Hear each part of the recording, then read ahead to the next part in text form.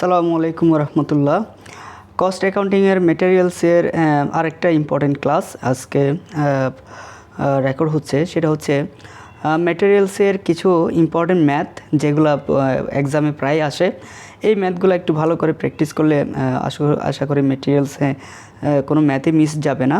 তবে একটু ধৈর্য সহকারে ম্যাথগুলো প্র্যাকটিস করতে হবে। এই ম্যাথগুলো বইয়ে দেওয়া আছে এবং যে কোনো বোর্ড কোয়েশনে বই পাইলে দেওয়া আছে। আমি জাস্ট একটু এক্সপ্লেন করে দেবো। হোয়াইট বোর্ডে যেটা দেওয়া দরকার সেটা হোয়াইট বোর্ডে যাব, নাহলে এইভাবেই আমি রেকর্ড করে দেবো। তবে একটু ধৈর্য সহকারে ম্যাথগুলো খাতায় বসে বসে করতে হবে এবং লিখতে হবে। তাহলে খেয়াল করি, এই ম্যাথটাতে Rupsha manufacturing company follows the FIFO system, অর্থাৎ আমাকে বলেই দিচ্ছে যে অঙ্কটা করতে হবে FIFO সিস্টেমে। The following particulars R available in respect of raw materials during the month of March মাসের র মেটেরিয়ালসের ইনফরমেশনগুলো আমাকে দেওয়া আছে। ওপেনিং ব্যালেন্স দেওয়া আছে 1700 ইউনিট 5 টাকা 20 পয়সা করে, অর্থাৎ আমার ওপেনিং ইনভেন্টরি ছিল 1700 ইউনিট 5 টাকা 20 পয়সা করে। পারচেজ ডিউরিং দ্য মান্থ, এই মাসে পারচেজগুলো দেওয়া আছে, অর্থাৎ ক্রমান্বয়ে 4 তারিখ 14 তারিখ 21 তারিখ 24 তারিখ আমার টোটাল পারচেজগুলো দেওয়া আছে। এগুলো কোনো ধরনের ইস্যু না, আমাকে বলেই দিয়েছে এগুলো পারচেজ। অর্থাৎ 4 তারিখ পারচেজ হচ্ছে 1150 ইউনিট 5 টাকা করে। 14 তারিখ পারচেজ হচ্ছে 1000 ইউনিট 5 টাকা 50 পয়সা করে। 21 তারিখ পারচেজ হচ্ছে 1100 ইউনিট 5 টাকা 30 পয়সা করে। 24 তারিখ পারচেজ হচ্ছে 800 ইউনিট 5 টাকা 40 পয়সা করে। এরপরে সবচেয়ে ইম্পর্টেন্ট কথা যেগুলো সেগুলো হচ্ছে নিচে, এবং এই কথাগুলো ভালো করে বুঝতে হবে। The same quantity of raw material was issued at the end of the each week. Same quantity, সমপরিমাণ কাঁচামাল প্রত্যেক সপ্তাহ শেষে ইস্যু করা হবে। অর্থাৎ এখানে আমাকে উপরে তো কোনো ধরনের ইস্যু নাই, ইস্যু ডেটও নাই, তাহলে আমাকে ইস্যু তো লাগবে। FIFO সিস্টেম বা লাইফো সিস্টেম মেনটেন করতে হলে তো আমার ইস্যু দরকার। বলা হচ্ছে প্রত্যেক সপ্তাহ শেষে একবার করে ইস্যু হবে, প্রত্যেক সপ্তাহ শেষে, এবং সমপরিমাণ কাঁচামাল ইস্যু করা হবে। The first issue during the month was made on the 2nd March. প্রথম ইস্যুটা হবে মার্চের 2 তারিখ। তাহলে প্রত্যেক সপ্তাহ শেষে যদি একবার করে ইস্যু হয় এবং প্রথম ইস্যুটা যদি মার্চের 2 তারিখ হয়, আমরা জানি এক সপ্তাহ সমান 7 দিন, তাহলে এগুলো আমরা ওয়ার্কিংয়ে দেখাবো যে ইস্যু ডেটগুলো কীভাবে বের হবে। The stock on hand at the end of the month of was 1500 unit. মাস শেষে স্টক আছে, অর্থাৎ ক্লোজিং স্টক আছে 1500 unit. There was no loss in shortage, কোনো ধরনের শর্টেজ না, অর্থাৎ মাল যা আছে তাই এখানে। তাহলে এখানে মূল প্রতিবাদ্য বিষয় হচ্ছে আমাকে একটা স্টুলেজার করতে হবে FIFO সিস্টেমে। FIFO সিস্টেম, লাইফো সিস্টেম বা ওয়েটেড সিস্টেম যেটাই করি না কেন, স্টুলেজার করতে হলে দুইটা জিনিস লাগে, একটা হচ্ছে পারচেজের ডেট আর একটা হচ্ছে ইস্যু ডেট। এখানে ইস্যু ডেটও নাই, ইস্যু করা হয়েছে কত ইউনিট করে সেটাও দেওয়া নাই। তাহলে আমাকে এই অঙ্কটা করার আগে আমাকে 3টা ওয়ার্কিং করতে হবে। একটা হবে টোটাল ইস্যু, একটা হবে ইস্যু অফ ইচ ডেট, প্রত্যেকটা ইস্যুর ডেটটা বের করে নিতে হবে। এরপর হচ্ছে আমার প্রত্যেকটা ইস্যুতে কত ইউনিট পণ্য করে ইস্যু করা হয়েছে সেটা বের করে নিতে হবে। কারণ FIFO লাইফো যেটাই মেনটেন করে না কেন, আপনাকে ডেট ওয়াইজ, অর্থাৎ যে ডেট আগে হবে ওই ডেটে হয় পারচেস হলে পারচেস এন্ট্রি হবে, সেলস হলে বা ইস্যু হলে ইস্যু এন্ট্রি হবে। তাহলে এখানে ডেট একটা ইম্পর্টেন্ট বিষয়। তাহলে এই প্রশ্নটার মূল প্রতিপাদ্য বিষয়, আমাকে ওপেনিং ইনভেন্টরি দেওয়া আছে, টোটাল পারচেস দেওয়া আছে, কিন্তু ইস্যু দেওয়া নাই, ইস্যু বের করতে হবে, ইস্যু ডেট দেওয়া নেই সেটা বের করতে হবে, এবং প্রত্যেকবার ইস্যুর সময় কত করে ইউনিট পণ্য কাঁচামাল ইস্যু করা হচ্ছে সেটা দেওয়া নেই সেটা বের করতে হবে। এরপর আমি FIFO সিস্টেম করে বা লাইফো সিস্টেম করে এই ম্যাথটা কমপ্লিট করতে হবে। এবার আমরা হোয়াইট বোর্ডে গিয়ে দেখবো ওয়ার্কিংগুলো কেমন হবে। এবার দেখেন, আমাকে দেওয়া ছিল ওপেনিং ইনভেন্টরি ছিল 1700 ইউনিট। টোটাল পুরা মার্চ মাসে মিলে টোটাল পারচেস হচ্ছে 4050 ইউনিট, অর্থাৎ আপনার 1150 1000 1100 অর্থাৎ 800, টোটাল সবগুলো যোগ করে 4050 ইউনিট। টোটাল যোগ করলে আমার কাছে ইস্যু করার মতো স্টকে মেটেরিয়ালস ছিল হচ্ছে 5750 ইউনিট। মাস শেষে আমাকে বলা হচ্ছে স্টকে ক্লোজিং থেকে গেছে মাত্র 1500 ইউনিট। তাহলে আমার ওপেনিং অর্থাৎ বিক্রি করার মতো বা ইস্যু করার মতো কাঁচামাল ছিল হচ্ছে 1700 ইউনিট, আর সারা মাসে মিলে আমি আরও কিনেছি 4050 ইউনিট। টোটাল ইস্যু করার মতো ছিল 5750 ইউনিট। সেখান থেকে আমাকে বলা হচ্ছে ক্লোজিং ছিল 1500 ইউনিট। তাহলে ক্লোজিংটা আমি বিয়োগ করে দিলে আমি টোটাল ইস্যুটা পেয়ে যাচ্ছি। টোটাল ইস্যু হচ্ছে পুরো মাস মিলে 4250 ইউনিট। তাহলে টোটাল ইস্যুটা হচ্ছে কীরকম, আপনি এগুলো এটা মুখস্থ করার কোনো বিষয় না। দেখেন না, আপনার কাছে 1700 ইউনিট কাঁচামাল ছিল, আপনি আরও 4050 ইউনিট কিনছেন, টোটাল আপনার কাছে ইস্যু করার মতো ছিল 4750 ইউনিট। আপনি সেখান থেকে 1500 ইউনিট মাত্র ক্লোজিং থেকে গেছে, অর্থাৎ মাস শেষে গুণে দেখতেছেন 1500 ইউনিট পণ্য আছে, তাহলে বাকিগুলো ইস্যু হয়েছে। এবার দ্বিতীয় ইনফরমেশন ছিল হচ্ছে ফার্স্ট ইস্যু হয়েছে 2nd মার্চ। তাহলে বলেছে এখানে ইনফরমেশনটা ছিল প্রত্যেক মাসে প্রত্যেক সপ্তাহ শেষে প্রত্যেক সপ্তাহ শেষে একবার করে ইস্যু করা হয়েছে। তাহলে প্রত্যেক সপ্তাহ শেষে বলতে 7 দিন, এক সপ্তাহ সমান 7 দিন।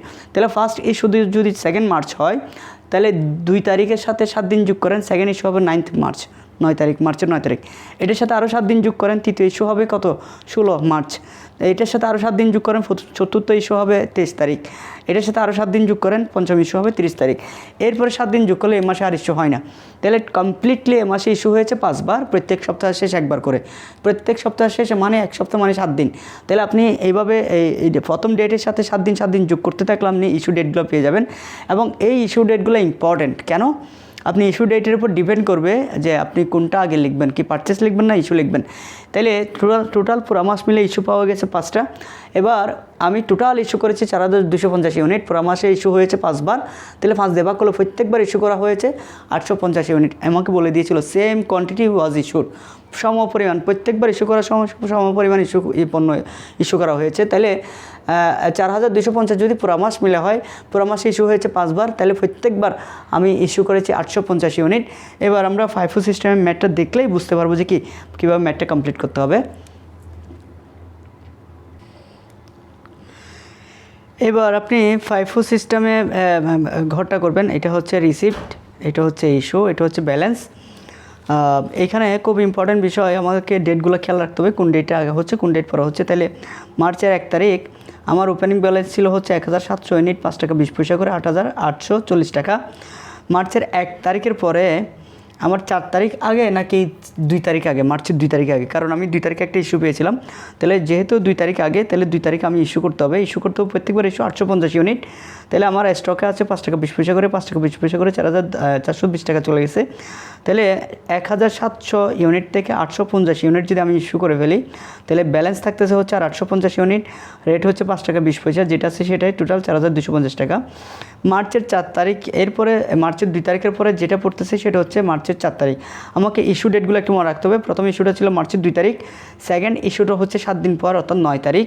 9 তারিখের আগে আর ডেট আছে হচ্ছে 4 তারিখ। তাহলে 4 তারিখ আবার পারচেস হচ্ছে 1150 ইউনিট, 5 টাকা করে, 5750 টাকা। ব্যালেন্স লেখার সময় আগে যা আছে সেটা লিখতে হবে, 850 ইউনিট, 5 টাকা 20 পয়সা করে, 4420 টাকা।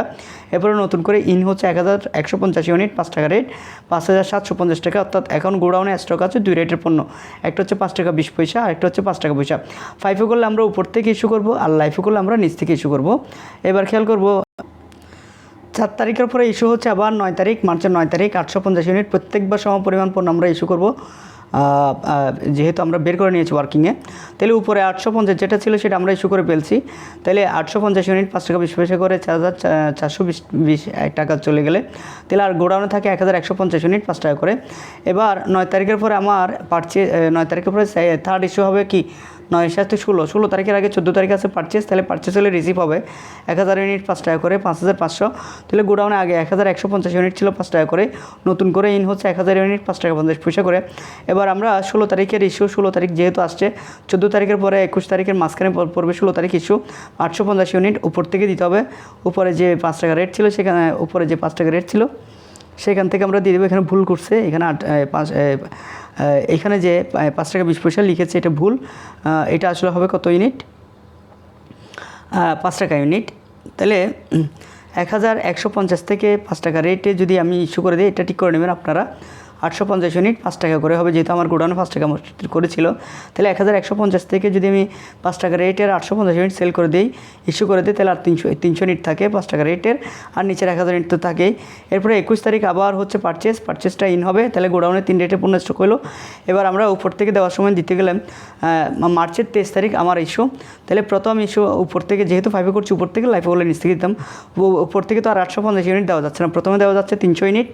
এরপরে পরের স্টক থেকে আরও 550 ইউনিট, একটা ছিল 5 টাকা রেট, একটা হচ্ছে 5 টাকা 50 পয়সা রেট। টোটাল টাকাটা আসে যাবে ক্যালকুলেট করলে। তাহলে এই যে 1000 ইউনিট থেকে আমি 550 ইউনিট দিয়ে দিলাম, ইস্যু করলাম। তাহলে আর ওখানে গোডাউনে থাকবে 450 ইউনিট, উপরে 300 ইউনিট তো নাই, চলে গেছে। এরপরে 24 তারিখে আবার ইন হচ্ছে। তাহলে ইন হলে গোডাউন 3 রেটে পণ্য স্টক হলো। 24 তারিখের পরে আবার আমার 30 তারিখ ইস্যু ডেট ওয়াইজ। তাহলে উপরে 5 450 ইউনিট, তারপর আরও ঘাটতি হচ্ছে 400টা এখান থেকে দিয়ে দিলাম। তাহলে ব্যালেন্স হচ্ছে উপরে আর 1100 থেকে 400 যেগুলো 700, আর 800 তো নিচেরটা আছেই। মার্চের 31 তারিখ এগুলো এবার যোগ করলে টোটাল 1500 ইউনিট, আর টাকা যোগ করলে টোটাল 8030 টাকা রেট যোগ করতে হয় না। এই হচ্ছে ম্যাথটা একটু খেয়াল করতে হবে। আমার ওয়ার্কিংগুলো ভালো করে এই ম্যাথটাকে আপনি বাসায় বসে খাতায় করবেন। এরপরে আমরা দেখব এখন ইওকিউ। এবার আরেকটা খুব ইম্পর্টেন্ট ম্যাথ, 2018 সালে বোর্ড কোয়েশ্চেন। এই ম্যাথটা খুব ভালো করে করতে হবে, এটা খুব ইম্পর্টেন্ট পরীক্ষার জন্য। এই ম্যাথের মূল প্রতিপাদ্য বিষয়টা আমি একটু বলি। জান্নাত লিমিটেড ইউজেস এ সিঙ্গেল র material of A standard product. The following information relation to the র মেটেরিয়াল অ্যাজ ইউজুয়াল। আমাকে ইনফরমেশনগুলো দেওয়া আছে, খেয়াল করেন। 1 তারিখ ব্যালেন্স দেওয়া আছে 500 একক, 4 তারিখ পারচেজ, 10 তারিখ পারচেজ, 20 তারিখ পারচেজ, সব পারচেজ একসাথে। তার মানে কি আমি সব পারচেজ এন্ট্রি দিয়ে দেবো? না, ডেট ওয়াইজ হবে। বারবার বলেছি FIFO LIFO average method S2 লেজারে ডেট ওয়াইজ হয়। এরপর 3 তারিখ ইস্যু, এরপর 6 তারিখ ইস্যু, এরপর 12 তারিখ ইস্যু, এরপর 22 তারিখ ইস্যু, এরপর হচ্ছে ইস্যু 28 তারিখ। এটা মূল কথা না, মূল কথা হচ্ছে এখানে যে ইনফরমেশনগুলো আমাকে দেওয়া হয়েছে, ইনফরমেশনগুলো আসলে কী করতে বলা হচ্ছে খেয়াল করি। During the month of June direct labour cost হচ্ছে 15,000 টাকা। অ্যাডমিনিস্ট্রেটিভ অ্যান্ড সেলিং এক্সপেন্সেস হচ্ছে 6,000 টাকা। The company charge factory overhead 50% direct labour cost. Direct labour কস্টে 50% হবে factory overhead. Finish goods sold, আমার যে পণ্যগুলো ফিনিশ গুডস হয়েছে অর্থাৎ সম্পূর্ণ তৈরি হয়েছে সেগুলো সেল করা হচ্ছে কত টাকায়? 90,000 টাকায়। There is no working process and finish goods, কোনো ধরনের ওয়ার্কিং প্রসেস বা ফিনিশ গুডস থাকবে না। মেটেরিয়াল ওয়াজ ইস্যুড আর price under LIFO method. Material যেটা ইস্যু করা হয়েছে সেটা লাইফো মেথড মেনটেন করতে হবে। You are required to ascertain profit after preparing S2 ledger. আমাকে ফার্স্টে বলা হচ্ছে S2 লেজার কমপ্লিট করতে হবে, এরপরে আমাকে কস্ট শিটের মাধ্যমে প্রফিট মার্জিনটা দেখাইতে হবে। তাহলে আমি কস্ট শিট যেখানে করিয়েছিলাম সেখানে বলেছিলাম যে টোটাল কস্ট ছাড়া তো আর প্রফিট মার্জিন বের করা যাবে না। টোটাল কস্ট বের করতে হলে আগে ডিরেক্ট মেটেরিয়াল কস্ট, তার সাথে ডিরেক্ট লেবার কস্ট যোগ করলে প্রাইম কস্টের সাথে ফ্যাক্টরি ওভারহেড যোগ করলে ওয়ার্ক কস্টের সাথে অফিস অ্যান্ড অ্যাডমিনিস্ট্রেটিভ যোগ করলে টোটাল কস্ট, এটির সাথে প্রফিট যোগ করলে হচ্ছে সেলস। যেহেতু আমাকে সেলস দেওয়া আছে তাহলে আর প্রফিট তো লাগতেছে না, কিন্তু আমাকে S2 লেজারটা করতে হবে। কেন? আমার এখানে টোটাল কয় টাকার কাঁচামাল ব্যবহার হয়েছে সেটা আমাকে এক্সপ্লেন করতে হবে। তাহলে কাঁচামাল যে কাঁচামালগুলো ব্যবহার হয়েছে, যা কেনা হয়েছে, যা ইস্যু হয়েছে, যেগুলো কাঁচামাল ব্যবহার হয়েছে সেগুলো আমাকে S2 লেজার কমপ্লিট করে তারপর আমাকে কস্ট শিটটা রেডি করতে হবে। S2 লেজারটা করতে হবে লাইফো মেথড আমাকে ইন্ডিকেট করে বলে দিয়েছে। এবার লাইফো মেথড S2 লেজারটা একটু দেখি। এবার জান্নাত লিমিটেড S2 লেজারটা লাইফো মেথডে ফার্স্টে খেয়াল করে। লাইফো মানে লাস্ট ইন ফার্স্ট আউট। তাহলে ফার্স্টে জুনের 1 তারিখ আমার স্টক ছিল 500 একক, 10 টাকা করে 5,000। এরপরে জুনের 3 তারিখ আমি ইস্যু করছি, যেহেতু গোডাউনে একটা রেটে পণ্য আছে ওখান থেকে ইস্যু করে দিলাম দিয়ে 300 ইউনিট 10 টাকা রেটে 3,000 টাকা। তাহলে 500 ইউনিট থেকে 300 ইউনিট চলে গেল, 200 ইউনিট থেকে 10 টাকা রেট। এবার জুনের 4 তারিখ আমার পারচেস হচ্ছে, পারচেস হলে গোডাউনে পণ্য ঢুকবে 200 ইউনিট 12 টাকা করে 2,400 টাকা। তাহলে ব্যালেন্স লিখতে হলে আগে 200 ইউনিট 10 টাকা করে যেটা ছিল সেটা লিখতে হবে, এরপর 200 ইউনিট 12 টাকা করে। এবার আমি ইস্যু করছি 250 ইউনিট। তাহলে 250 ইউনিট ইস্যুগুলো আমি FIFO যেহেতু লাইফও করছি, উপর থেকে দিব নাকি নিচ থেকে দিব? অবশ্যই নিচ থেকে। তাহলে নিচ থেকে দিতে হলে 250 ইউনিট একসাথে নাই, 200 এখানে 200 ইউনিট 12 টাকা রেটের। ফার্স্টে 200 ইউনিট বের করলাম 2,400 টাকা, আরও 50 ইউনিট যেহেতু এখানে স্টক শেষ তাহলে উপর থেকে দিতে হবে 200 একক থেকে 10 টাকা রেট। তাহলে FIFO হলে আমরা উপর থেকে দিতাম আর লাইফো হলে নিচ থেকে দিতে হচ্ছে। তাহলে এখানে 200 একক ফার্স্টে 200 একক 12 টাকা করে বের করেছি, আরও 50 ইউনিট বের করতে হচ্ছে, উপর থেকে দিয়ে দিলাম 10 টাকা রেটের, চলে গেলাম। তাহলে উপরে গোডাউনে আর থাকতেছে 150 ইউনিট 10 টাকা রেট। এবার আমি 500 ইউনিট আবার পারচেস করেছি, 500 ইউনিট 16 টাকা করে। তাহলে ব্যালেন্স লিখতে ফার্স্টে 150 ইউনিট 10 টাকা করে আর 500 ইউনিট 16 টাকা করে। এবার আমি 300 ইউনিট পণ্য ইস্যু করছি, ইস্যু করলে তাহলে আমি যেহেতু লাইফও করছি নিচ থেকে দিব, তাহলে 500 ইউনিট যেটা নতুন করে ঢুকছে নিচে আছে সেখান থেকে 300 ইউনিট বের করে দিলাম 16 টাকা করে, 4,800 টাকা। তাহলে ব্যালেন্স থাকবে 150 ইউনিট 10 টাকা করে আর 200 ইউনিট থাকবে 16 টাকা করে। এবার আমি আবার পারচেস করছি 300 ইউনিট 20 টাকা করে।